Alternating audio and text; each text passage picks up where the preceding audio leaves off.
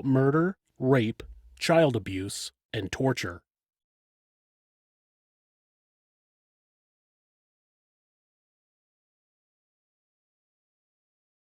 Okay, trigger warning is given.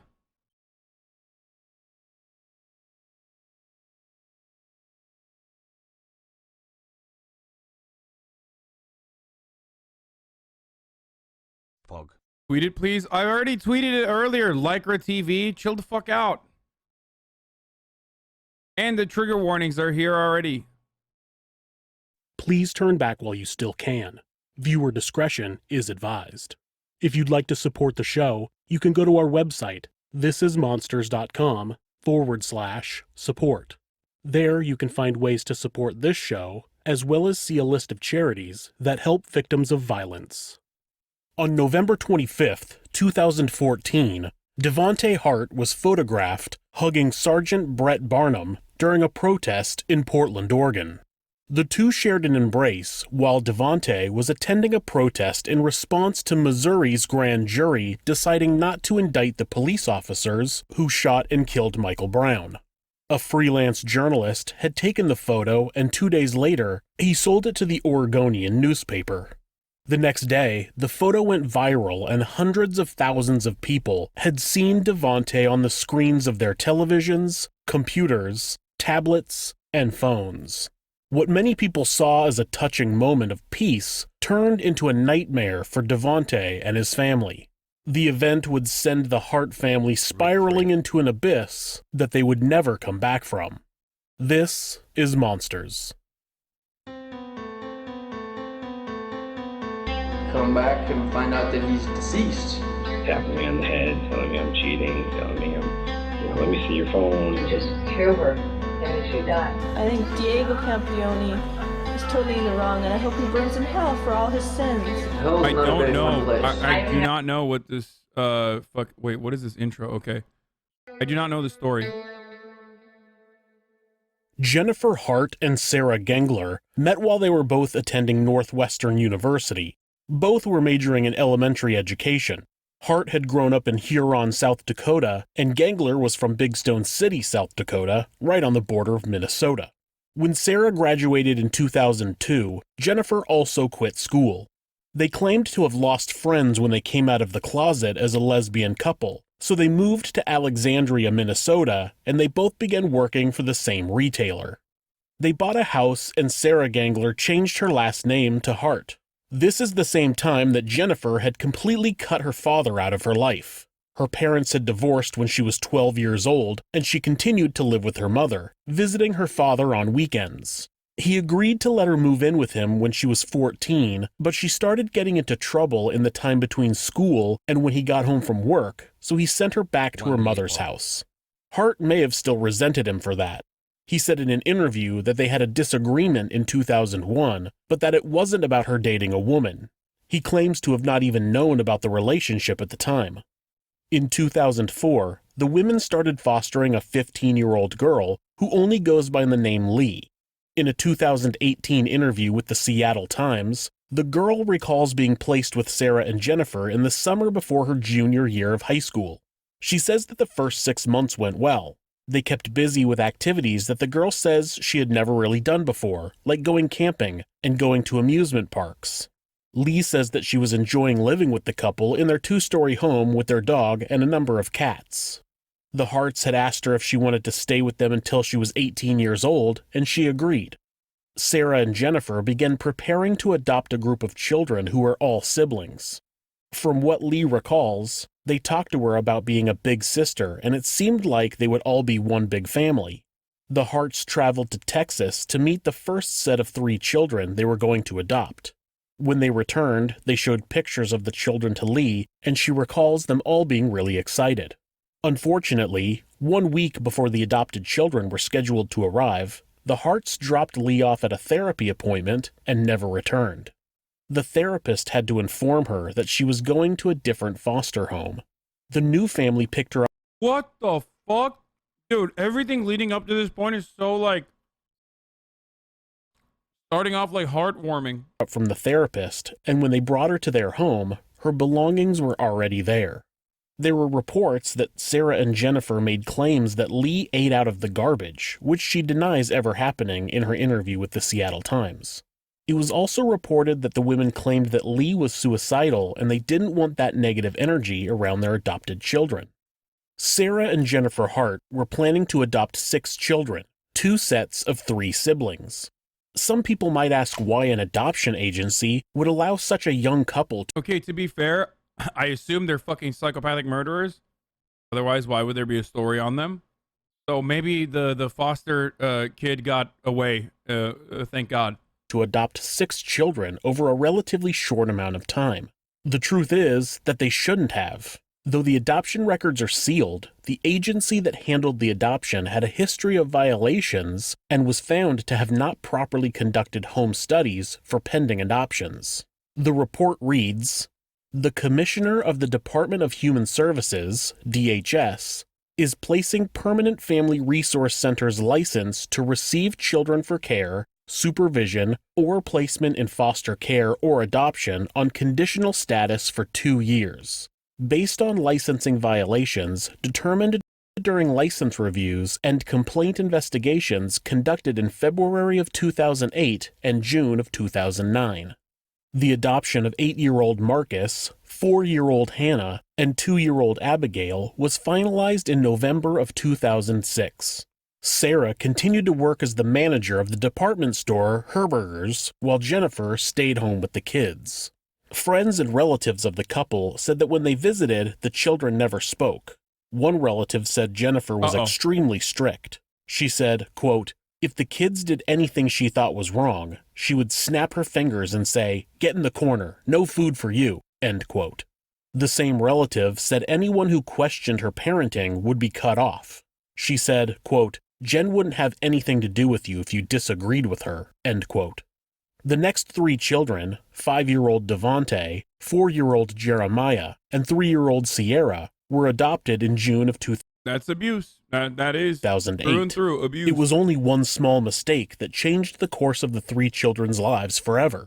Sherry Davis and Clarence Celestine lost custody of their children due to drug use and neglect. Priscilla Celestine was Jeremiah and Sierra's aunt. She had petitioned to gain custody of all 3 children in 2007. She was an excellent candidate to become the children's new guardian. She was a family member, she had a good job, she moved into a bigger home, and she had no criminal record. The 3 children, plus another sibling who didn't get adopted by the Harts, lived with their aunt for about 6 months with no issues. But when Priscilla's employer called her and asked her to work an extra shift, she agreed and had Sherry come to her home and watch the kids. When a social worker made a surprise visit to the home and found the children in the care of their biological mother, they immediately removed them from the home. Priscilla and her lawyer fought to retain custody of the children, but it was no— Good job, Child Protective Services. Just resubbed for 6 months. Lib summer. no use. The state quickly found the 3 children a new adoptive family. The other sibling was placed in a psychiatric facility. The Texas Department of Family and Protective Services won't comment on the case. In 2008, a teacher questioned Hannah— Come on, bro. They're just doing this is what they gotta do. —about bruises she had on her left arm. Hannah told the teacher that she had been hit with a belt by Jennifer. Within months, all of the children were withdrawn from school for the remainder of the year. No charges were ever filed about the abuse. It seems like a majority of the stories I tell about child abuse and filicide include the parents removing the children from school after a couple of reports of bruises. You'd think that that would be a gigantic red flag, but apparently schools and CPS agencies don't seem to view that activity as suspicious.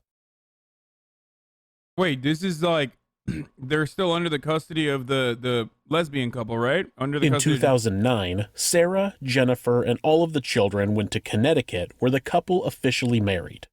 In March of that year, the Harts sent an email to family members. Yeah, I wonder what it was that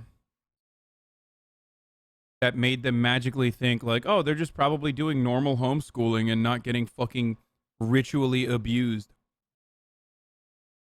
Announcing that they were upper middle class white ladies, chat. That's the point. That's what I'm saying. They were planning to expand their family even further. It turned out that Sarah was attempting to get pregnant. In the email, Jennifer wrote, quote, "After 10 years of talking about this, we have decided on a donor. This month will be the first time she will have done the actual procedure. It's kind of nerve-wracking." End quote. In July, Jennifer sent another email claiming that the baby didn't make it. How could a young couple raise 6 kids and pay for in vitro fertilization on a single salary? It turns out they were receiving between $400 and $500 per month per adopted child, plus social... There it is. Just like the Oklahoma case that we saw.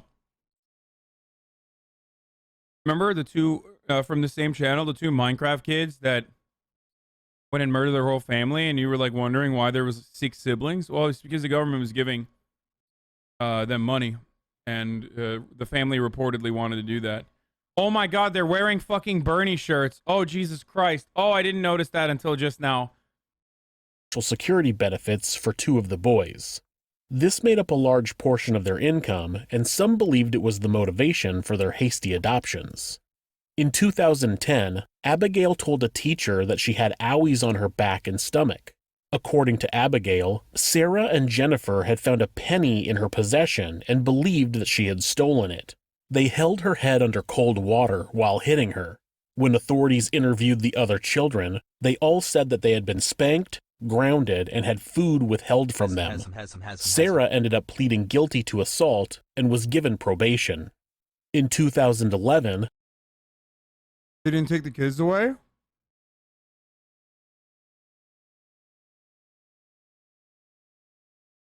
They didn't take the kids away. Oh my God. Hannah told a school nurse that she hadn't eaten all day, but Sarah denied it was true. Shortly after that incident, all of the children were taken out of public school again, and they began homeschooling. After Sarah's probation was up, the Harts moved the family to West Lynn, Oregon, a suburb of Portland. They moved into a ranch house that had chickens and goats that the children would take care of. While there, someone made an anonymous report about the Hart children looking malnourished. Authorities opened an investigation and interviewed family and friends about how the children were treated. Sarah and Jennifer Hart were described as harsh disciplinarians who forced the children to raise their hands before speaking and were not allowed to wish each other happy birthday. One family member said that the children were poorly fed. A friend said that Jennifer's reactions were overblown and her punishments seemed unnecessarily harsh. Interviews with the children didn't turn up any examples of abuse, and authorities weren't able to conclude that the Harts were guilty of any abuse. During this time, Jennifer was... Bro, what the fuck?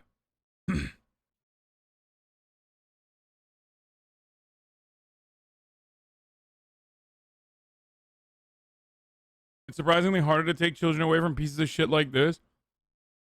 How is it so hard to take them away from pieces of shit like this, but so easy to take them away from, like, a black parent, which we don't know the extent of the abuse on the black mother, like the biological mother.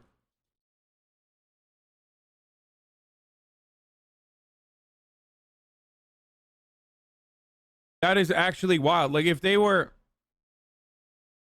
like taking them away from the parents because like of corporal punishment, because of literally starvation, which is actually child abuse.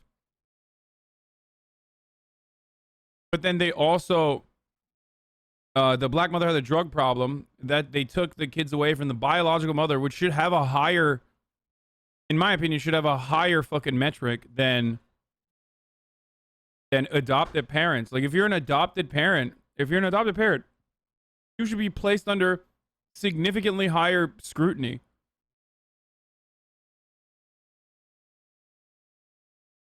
Am I crazy about this? Like, I feel like adopted parents, people should literally look into way harder, and minor infractions should go a lot, like a way, way longer way than like the biological parents of the child. That's crazy to me. Maintaining a carefully updated Facebook page showing a very happy and active family. She had photos and videos of the family at music festivals and on road trips. Here's a clip of Devontae at the Beloved Festival in 2013. Bro, They literally adopted black kids. Like one would foster a puppy. Like to make fucking cheesy Instagram posts. I'm sorry, that's actually the reality. Look at this.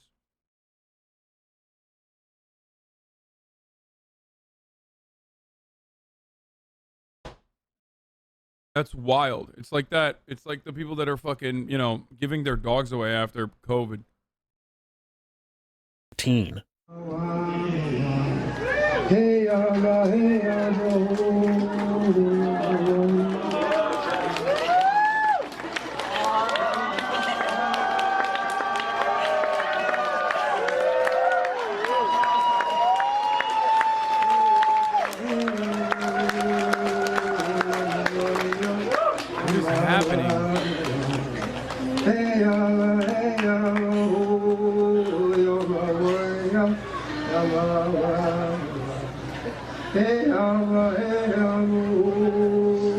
Bro, I feel like, I mean, this is brutal, dude. What the fuck? I want to make a joke about how this is like, you know, this is like automatic self-report. Like, it's just like very strange behavior. What's going on here? Like bring your child to like something like this, but also, I mean, he's like, why is he crying so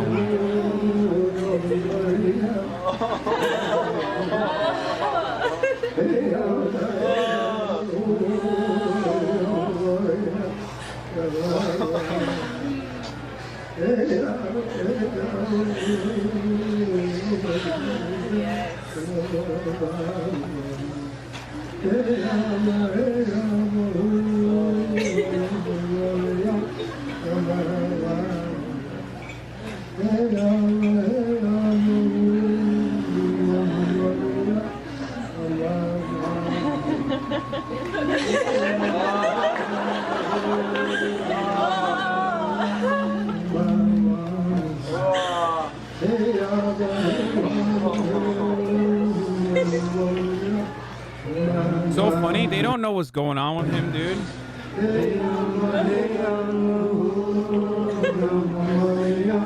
Can't imagine the smells there. I'm just gonna. There's no shot that this entire thing is.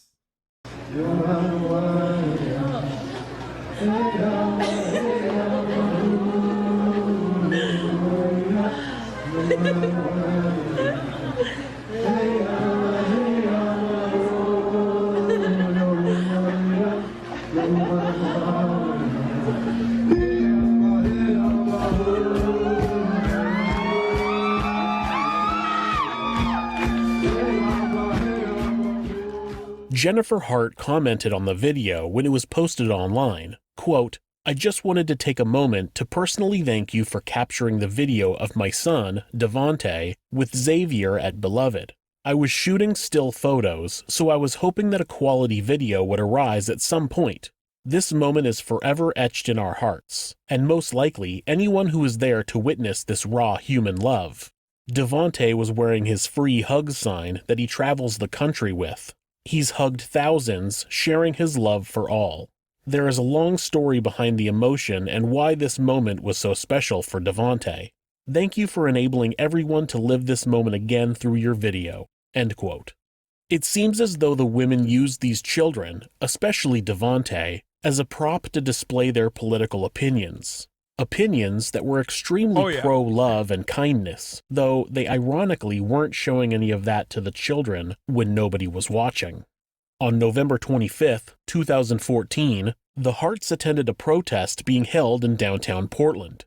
The Missouri grand jury had chosen not to indict the police officer who shot and killed Michael Brown in Ferguson just months earlier. Devonte had been holding a sign that read "Free Hugs" when an officer approached him and asked if he could have one. A freelance photographer snapped the picture. People shared rumors that Devonte was forced to give out free hugs, but there's no evidence that that is true. There are many pictures of Devonte holding a "Free Hugs" sign at various locations over the course of many years. There's no way to know exactly what Devonte was thinking or feeling that day, but we do know that the picture would go on to make... Well, I can't. I hate that she's like got hella fucking Bernie drip, dude. The boy famous. Once the photo went viral, the family was getting a lot of attention, and television shows were asking to do interviews with Devontae. Jennifer refused, claiming she was protecting Devontae's privacy. She then claimed that they had gotten death threats and they needed to move out of the area. Authorities said that they have never found any evidence of death threats. It's more likely that the attention was unwelcome, as they liked to keep their family locked behind closed doors, away from prying eyes. In 2017, the family moved to Woodland, Washington, about 30 miles north of Portland, Oregon. This home was on more than 2 acres of land and didn't have any close neighbors. The closest neighbors were Bruce and Dana DeKalb, who lived in one of the neighboring houses, and they claimed that the family never came outside and always had the blinds closed. In August of 2017, at 1:30 a.m., Hannah jumped out of a second-floor window of the Hart home and ran to the DeKalb home. Bruce was awoken to the sound of someone knocking on the door and went to answer. When he opened the door, Hannah begged him to help her, claiming, quote, "They're racists and they abuse us," end quote. She would have been about 14 years old at the time, but the DeKalbs thought that she was closer to 6 or 7 because she was so skinny. Jennifer showed up and took the girl back home with her. The next day, the entire Hart family showed up at the DeKalb house. Wait, what? Wait. To apologize for the incident. Are you fucking kidding me, dude? No, dude, no. Jennifer explained that the children would sometimes act out because they had all been, quote, drug babies, end quote. Hannah gave the Okay. What the fuck, dude? That's it. That's it. You're like, you refer to your own adopted children as drug babies, saying that they're acting out because they're drug babies. It's a wrap, dude. Fucking literally call the cops. Actually, what the fuck are cops gonna do? They're gonna be like, yeah, they are drug babies. They're black. And then fucking move on, I guess. What do you do in this situation? There's nothing you can do.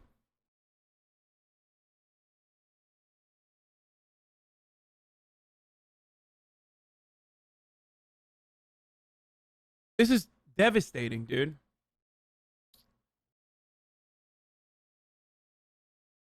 DeKalb's a handwritten note apologizing for her behavior and saying that what she had said the night before was a lie. When Dana DeKalb asked to speak with Hannah alone, Jennifer wouldn't allow it. She said, quote, "We do everything as a family," end quote.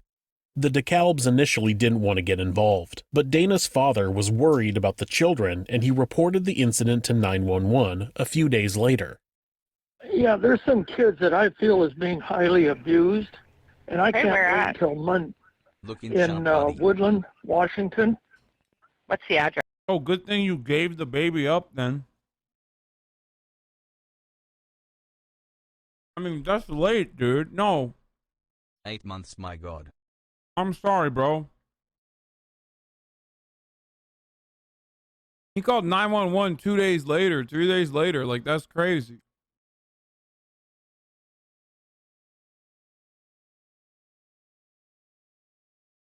What was he supposed to do, bro? Take the fucking child? Dude, when you see a 14-year-old that's malnourished like they're fucking 7 years old, they look like they're 7 years old because of how malnourished they are, and they jump out of the second story of their own house to come to you and tell you, like, my parents are abusing me, you have to call Child Protective Services. You have to call 911. No fucking shot. Like, you don't, you shouldn't be letting them get away. Address. Okay, I'm going to give you the address of my daughter's house because it's right next door. Okay, and what's going on there?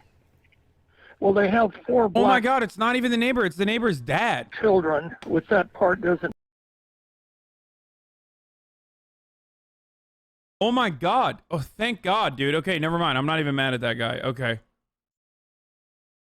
matter, and they're new here in Texas. But the other night, a little girl jumped out of the second-story window on the roof and then down onto the ground. Yeah, remember when you said, oh, they don't know that? They don't know that? Well, guess what? They did fucking know that. and ran to my daughter, and this is like Bro, you fucking see that shit, it's over. Like, you see that, or a kid tells you that, it's fucking over, dude. There you go. in the morning, begging them to help her. When did that happen? About 3-4 nights ago. Okay. And my son-in-law doesn't want to get involved, but the more I... Yeah, the son-in-law was the one who was like, oh, I don't want to do anything. The dad is the fucking hero. Finds out about it, immediately fucking calls the cops. I sit on it. I just can't live with it. Somebody's got to go there and check on And these kids. There you go. how old was the little kid that did that ran to your daughter's house? About 12 years old, 13. And when they came looking for her, she was begging my daughter not to let them know she was there. And then eventually my son-in-law let him know. And then she had all 4 of the kids come back later and to say everything I'm sorry, but I hope that guy feels bad. The son-in-law was okay, and they were all standing at attention like they were just scared to death.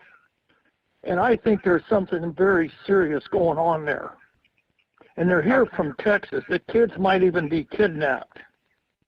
Okay. And so did the girl ever say why she was scared? No, she was crying, and it was 2 in the morning, and my daughter said the biggest problem was she's half awake. She couldn't believe what was going on. And and basically, my son-in-law is like most people. They don't want to get involved. And so he's keeping my daughter out of it. But since she's told me about it, I just can't live with it. I'm very concerned for these kids. I just can't let this go any longer. Those kids, I think, is in very serious danger. This man is incredibly perceptive. He can sense that these children are in danger, and he's absolutely right. He even mentions that the children may possibly be kidnapped. Of course, authorities claimed that there was nothing that they could do. Sometimes it seems like the police are only able to act after a crime is committed. I mean, yes, all the time. You mean literally all the time. There has yet to be one single domestic abuse incident where the cops have been able to retroactively operate in a way that, like, protects the victim.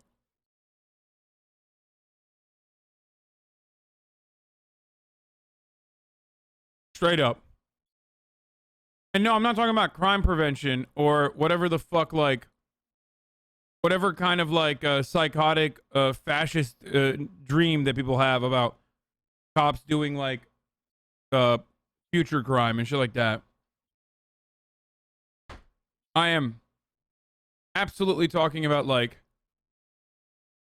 when there is ongoing domestic disputes, people go to cops all the fucking time because they think that the cops are going to protect and serve them.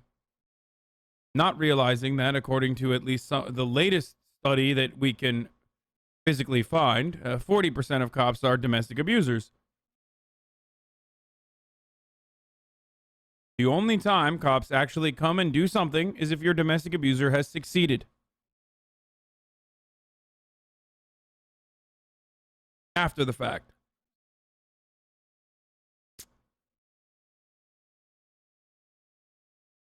You try to get them to prevent a crime, there's not enough evidence or there's nothing they can do.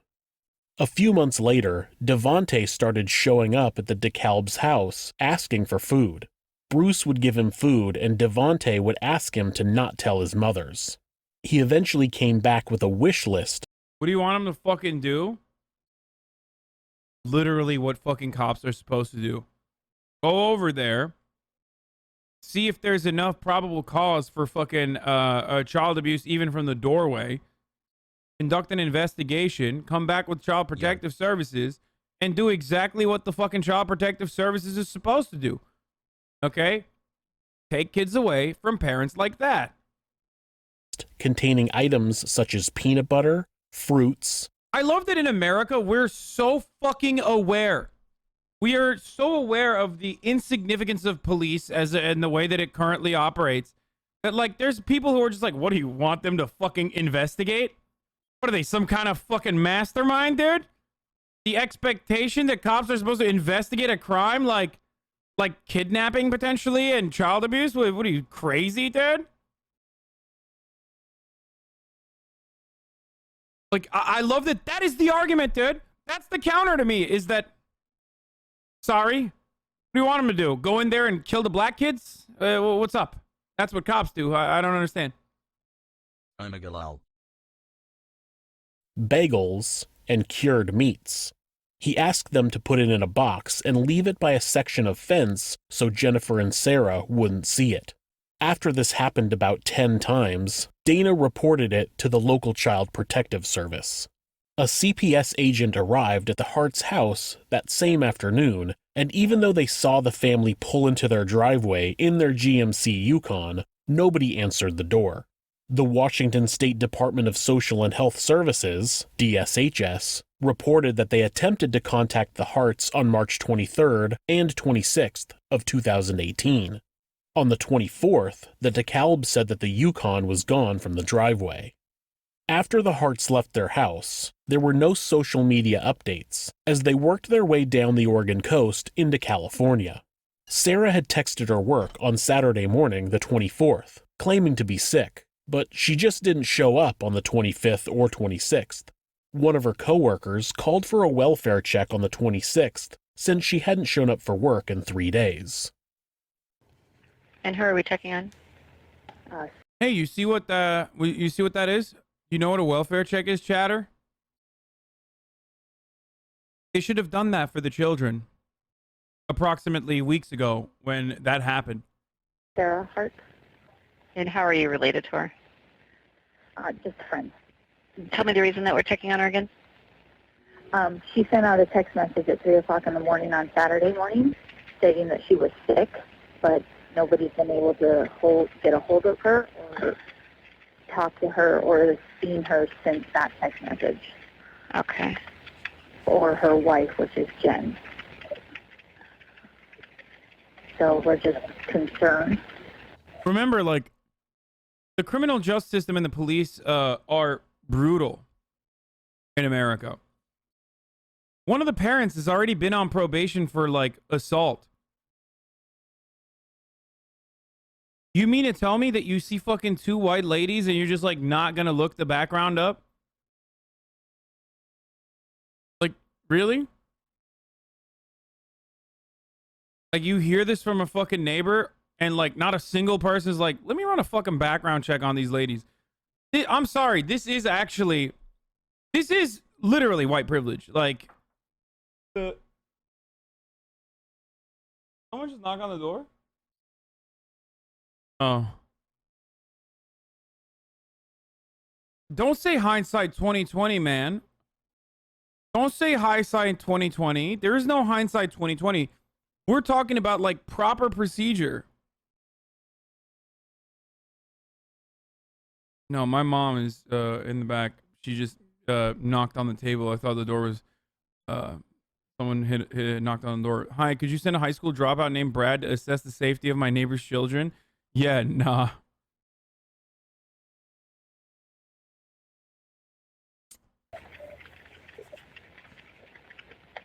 Okay, and did she say, when she said she was sick, did she say what was going on, or?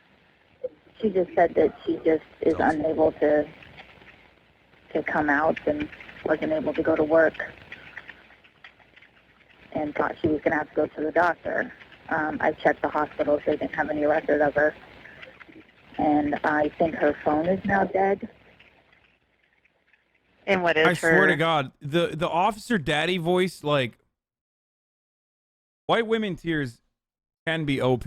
Like, it is for all of the disadvantages the white women have in comparison to white men, which is, like, obviously OP and needs to be nerfed. I get it. I understand. Like, the white women tears build is so incredibly powerful. It really is. It's when you have that ult, when you finally build up enough to have your white women tears ult and you unleash it, it's a wrap. Like, it just debuffs everything in the surrounding vicinity for months on end.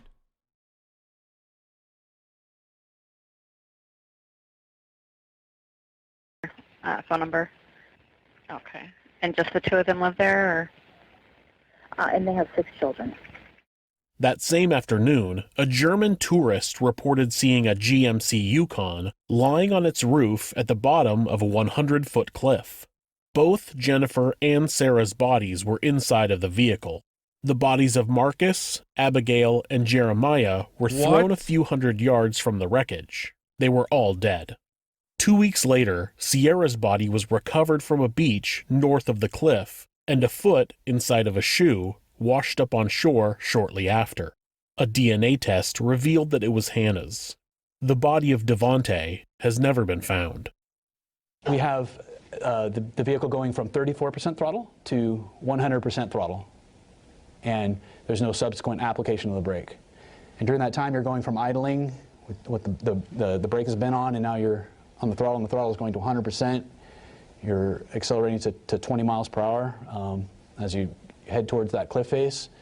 Our analysis of that data was that this was consistent with this being an intentional act. After analyzing information from the vehicle's computer, it's been determined that Jennifer pulled the Yukon over about 70 feet away from the cliff. She then floored the gas, accelerating to 20 miles per hour before leaving the cliff. The computer indicated that she had not touched the brakes. Toxicology reports showed Jennifer to have a blood alcohol level above the legal limit. Sarah and 2 of the children had a high volume of antihistamines in their system. None of them were wearing seatbelts. A look at their mobile devices showed that Sarah had made Google searches about Benadryl, suicide, no-kill shelters, and the nature of drowning. One search... What the fuck does she think a no-kill shelter is? Did she think that was for humans, dude?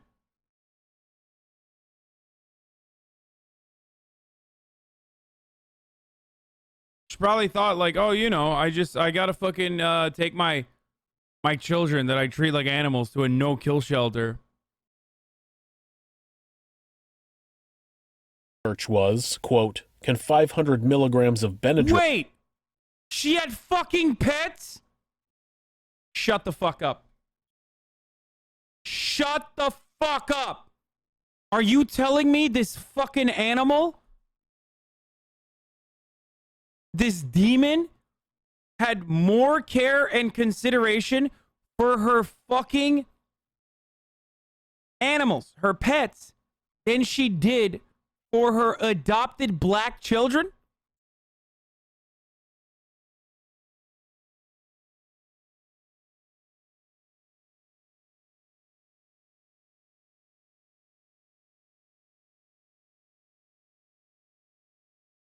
Yo, this is literally like, this is what I talk about when I say like, white people will see like a 14-year-old black kid getting his fucking face pressed into concrete and be like, what did he do to deserve it? But then they'll yell at you for having your dog walk on that same exact concrete. Obviously not all white people, but like there are people like this. There are literally people like this on the planet, dude.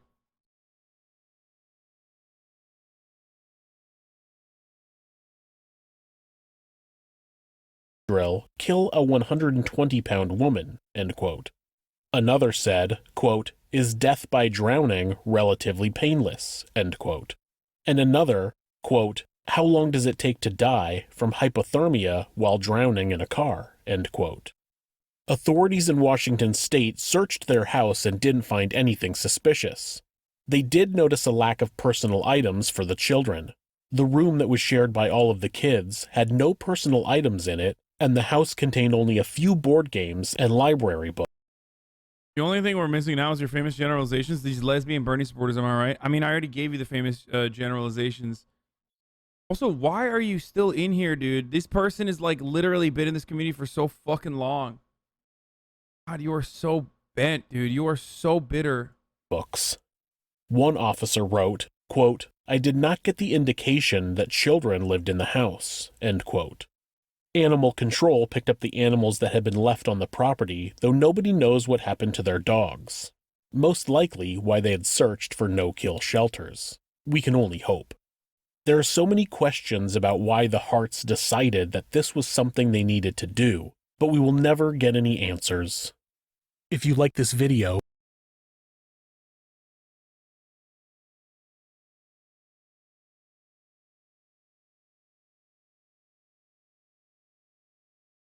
So we don't know. They might have murdered the dogs and then put the cats in a no-kill shelter. Well, I guess they didn't. They just left them behind.